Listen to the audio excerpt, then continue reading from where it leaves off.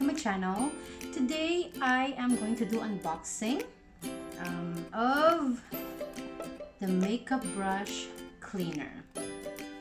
I ordered this a few days ago and it arrived today, so I'm very excited to use this because I have a lot of makeup brushes that needs cleaning, and it's really hard to clean brushes one at a time. It's a wastage of water and of your soap that you're gonna use.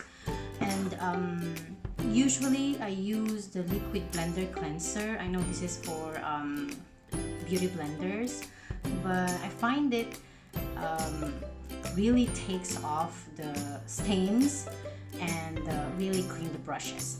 But usually when I use this, I always rinse the brushes off. So we'll see, because in this it says that you just have to put the water and you just have to put your soap, and then that's it. You don't have to rinse it. So let's check and let's get started. Okay, take it off.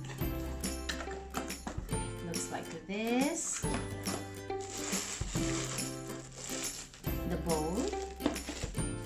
I think this is the head. This is what they so-called the base. Okay. Let's start with the head.